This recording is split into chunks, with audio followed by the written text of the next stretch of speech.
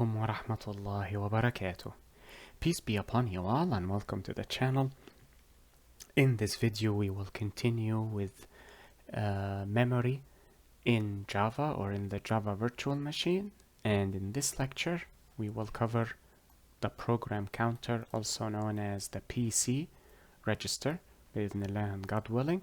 And remember, PC here does not refer to personal computer, it refers to program counter. We will cover what that means shortly. But before we begin, Bismillah ar-Rahman ar-Rahim, Alhamdulillahi Rabbil Alameen, Wassalatu wassalamu ala ashrafil anbiya'i wal mursaleen, Sayyiduna Muhammad wa ala alihi wa sahbihi wa man tabi'ahum bi ihsanin ila yawmiddin, warda Allahumma anna ma'ahum ajma'in, Allahumma ameen.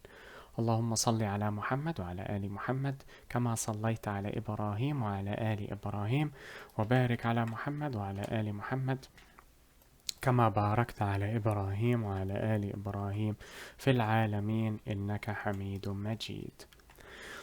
We begin in the name of Allah, the most merciful in this life and in the hereafter. We thank Him for all of His blessings that He has bestowed upon us, for they are innumerable. And we pray that we follow in the footsteps of Prophet Muhammad, peace be upon him, and his fellow companions. Amen. We also ask for prayers and blessings to be bestowed upon Prophet Muhammad, peace be upon him, and his family, as they were bestowed upon Prophet Ibrahim, peace be upon him, and his family. Okay, so I am just finishing a program here quickly, just to highlight what the PC register does, but unfortunately this is heavily related to assembly language, so we will not delve too deeply into it, though even in assembly language it is not that profound of a topic anyways. Let us see, what should I name this? Yeah, I know. Religion must have a day of judgment.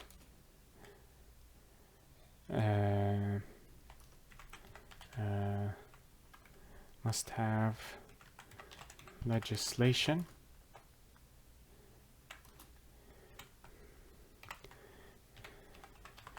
Behavioral and societal doctrines and faith to be considered a religion. Anything else? Let me copy this.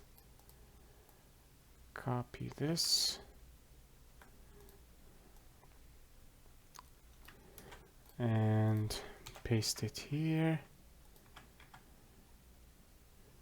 Let me delete all of that. If any of those pillars are missing, then it is not a religion. There we go. Perfect. I will save that. Main.java. Okay. Now, what is the program counter? From the name here, counter, you know that the register will keep track of a certain count. Of what is the count? It is the count of the program, but this is slightly misleading.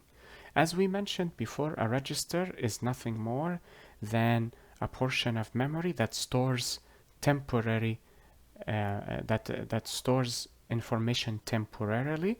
So it is used to handle processes quickly. And since this is not as an important event as other events, it does not need the stack, so this is why it is assigned to the register. Now what I will need to do here is compile this program, and it will be Java C main blah blah blah, and then Java P V main.class. There we go. I need this because I need to discuss this with you on the bytecode itself, not the constant pool. We do not care about that. We need the instructions. There we go. So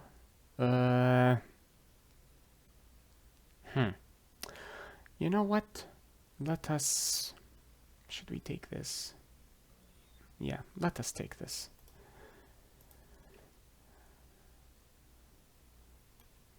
And I do not care if the text is truncated, but basically, yeah, if you call yourself a religious person and your religion does not have those 4 pillars, this is not a religion. A religion must have those 4 pillars to be called a religion. Okay, we have the bytecode here, which basically which is the assembly instructions for the Java virtual machine and by proxy the processor of your computer. Now, each of these instructions for proper execution must be stored in memory. And if they are stored in memory, they will acquire a memory address. So I will provide each of these instructions with a memory address, and then we can continue to discuss the program counter. You know what? This is a bit hectic, so I will remove this portion. I do not need the symbolic references. Oh wow, it is that long. And I will remove this.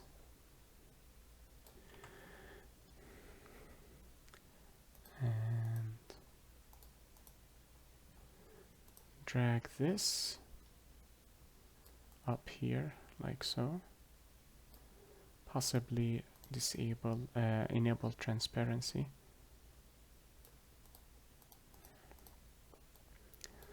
Let's try again. Okay, yeah, I know why it does not work. No problem. There we go. Okay, now hold on a moment. Let me just... I thought I would not need the rest of the page, but I may need it, so I will just keep it like that. And push this to the limit. Okay. So as we mentioned, these are methods, or you can think of them as methods. They are instructions to the CPU, but they are written in a different format than what we write in the source code, because they are closer to machine code and they involve every single step that the CPU needs to undertake, as we have seen previously. So these must be loaded onto memory. We have seen that in the operand stack. And if they are stored in memory or in the stack, they acquire a memory address. So I will assign each of these instructions a memory address. And since memory addresses are normally written in hexadecimal format, I will write them in hexadecimal format, just to remind you of that fact, nothing more. So let us say 100. So this 100 is not in decimal, it is in hexadecimal. Here, this will be 0x, let us say 110.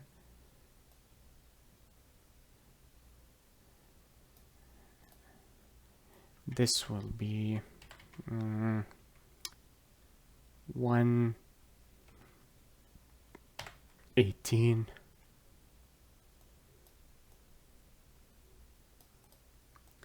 This will be an everlasting love. I believe that will those are the lyrics. Okay, and here we will have 0x 129.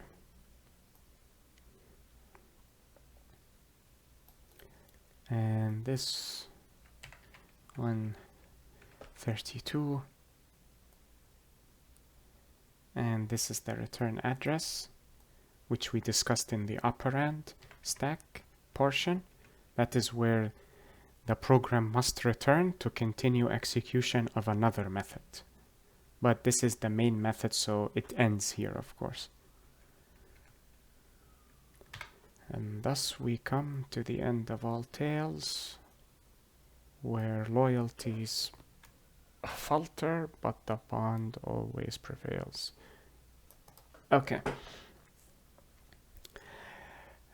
Now, if you recall from the portion regarding the return address, we mentioned that this address behaves as a bookmark to inform the CPU or the processor or the Java virtual machine. You can use them interchangeably at this point, of the section to which they can return to continue the execution of this program. These function in a similar manner, but instead this is used to refer to the entirety of the method. These are bookmarks for the instructions. So once the Java virtual machine finishes with the execution of this instruction, it knows that the return address for this instruction is here to continue, or rather here that is, to continue with the second instruction. Then it knows that the return address is here, so it executes this instruction, and so on and so forth. Now, who is responsible for storing these addresses sequentially? Well, not sequentially. It stores the sequential addresses individually. So firstly, it stores this address. Once this execution has finished, it then stores this address. So now the CPU knows that this is the return address for the first instruction. Then it returns to this address to execute this instruction. Then this is stored in a particular form of memory to inform the CPU to return here to execute this, and so on and so forth. This responsibility befalls the program counter register. It stores the current instruction, the current memory address of the instruction running. So as the program is beginning, it stores 0x100. So this will be the register, and it will store this address here. Once this is popped off of the operand stack, as we have seen in the previous episode, then the address here changes to the next one, which is 0x110. The CPU knows where to return to now, so it returns to here, executes this address. Once this is popped off of the operand stack, then the register stores the next address, like so, 0x118. I forgot to change the color. That is never too late. There we go. So now the CPU knows to return to this address to execute this instruction. Then it is popped off, and the register keeps counting the memory addresses until it reaches the return address. And that is it with regards to the program counter or the PC register. I hope this lecture was helpful and beneficial to you all. Enjoy the rest of your day, everyone. Be safe. take care and peace be upon you all. والسلام عليكم ورحمة الله وبركاته. اللهم صل على محمد وعلى آل محمد كما صليت على إبراهيم وعلى آل إبراهيم، وبارك على محمد وعلى آل محمد كما باركت على إبراهيم وعلى آل إبراهيم في العالمين إنك حميد مجيد.